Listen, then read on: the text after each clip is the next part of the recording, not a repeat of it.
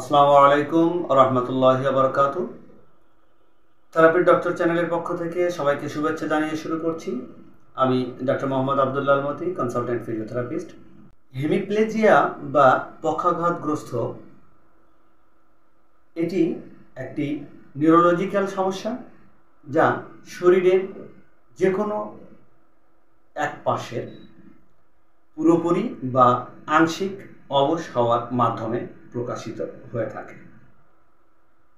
এটি শরীরের ডান বা বাম যে কোনো পাশে আক্রান্ত হতে পারে। এই হেমিপ্লেজিয়া সমস্যাটি কখনো মৃদু হয়, মধ্যম মানের হয় বা তীব্র মানেরও হয়ে থাকে।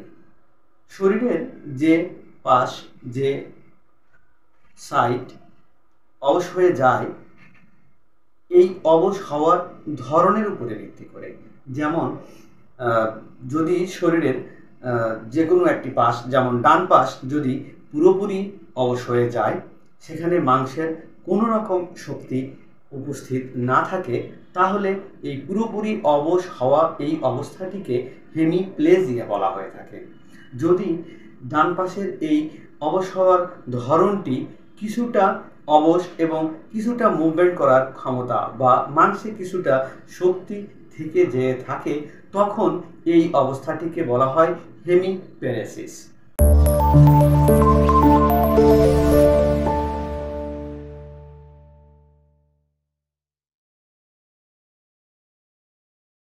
হেমিপ্লেজিয়া আবার এর শারীরিক বহিঃপ্রকাশের উপরে ভিত্তি করে তিন প্রকার হয়ে থাকে।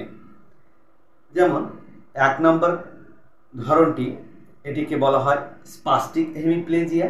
আর এক্ষেত্রে আক্রান্ত শরীরের অংশের মাংসপেশি অনেক টাইট হয়ে থাকে এবং পেশেন্টের জন্য শারীরিক মুভমেন্ট করা অনেক কষ্টসাধ্য হয়ে থাকে।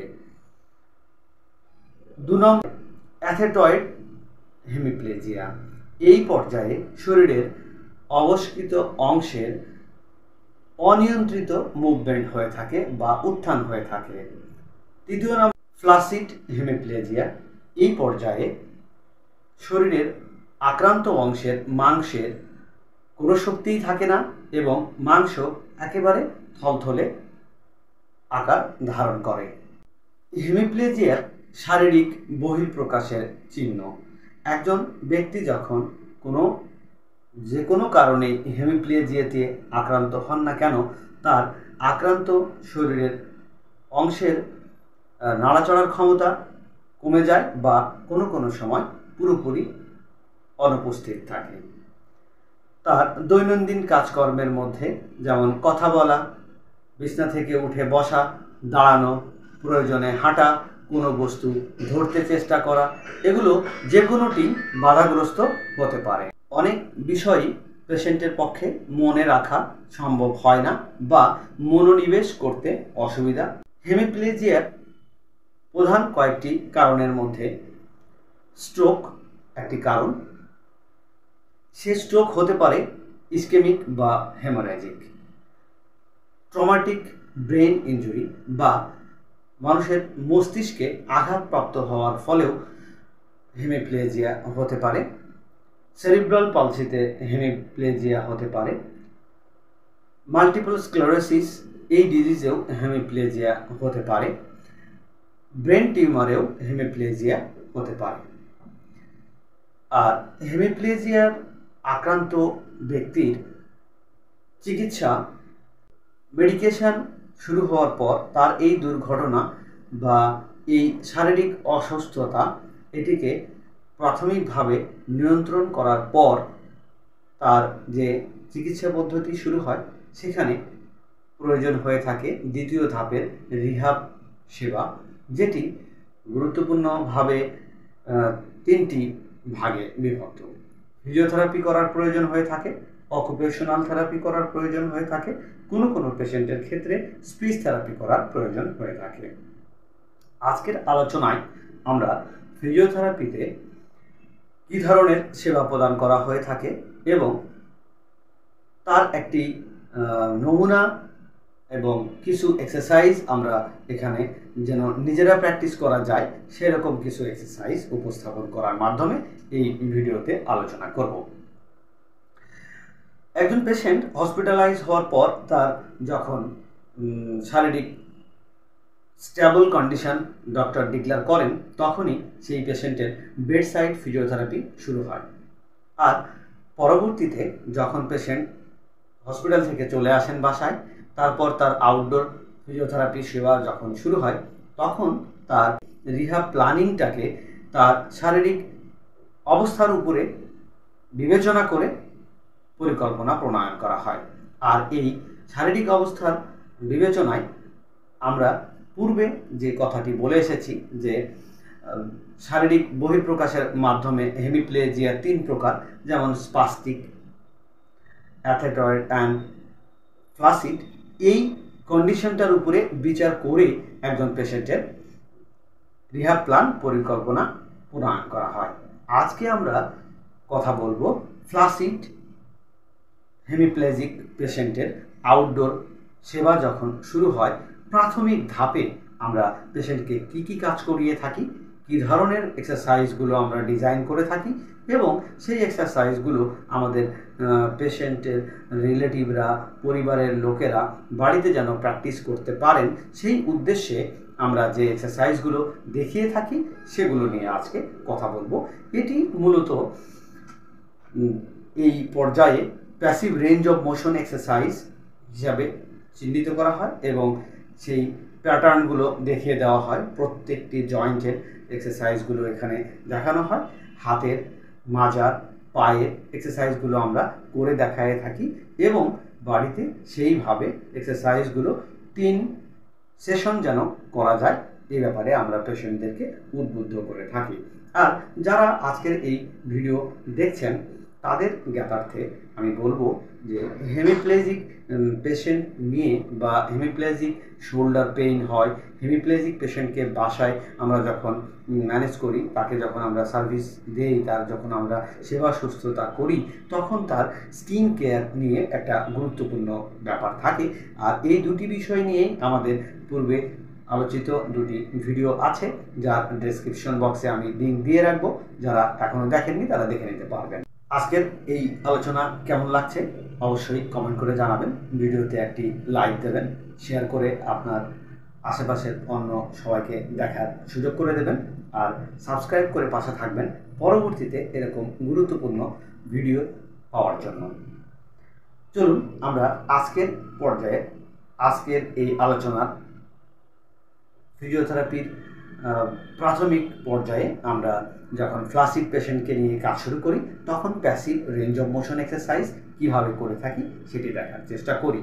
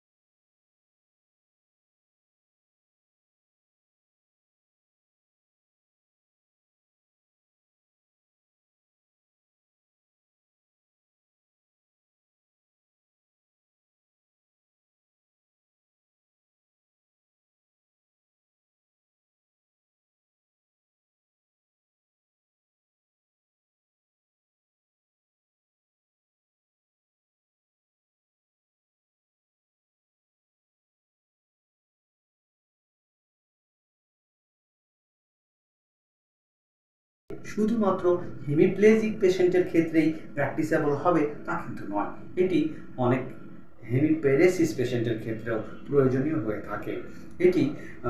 এই এক্সারসাইজগুলো আমরা অনেক সময় একইভাবে আবার ডিজাইন করে থাকি সেরিব্রাল পলসির পেশেন্টের ক্ষেত্রে, মাল্টিপল স্ক্লেরোসিস পেশেন্টের ক্ষেত্রে, যারা দীর্ঘদিন বয়সজনিত কারণে বেডরিডেন হয়ে আছেন বা বিছানায় শুয়ে আছেন, যাদের শারীরিক শক্তি কমে গেছে, তারা নিজেরা তাদের full active range of motion exercise করতে পারছেন না, তাদের ক্ষেত্রেও আমাদের এই প্যাসিভ রেঞ্জ অফ মোশন এক্সারসাইজের প্যাটার্নটি প্রয়োজন হয়ে থাকে।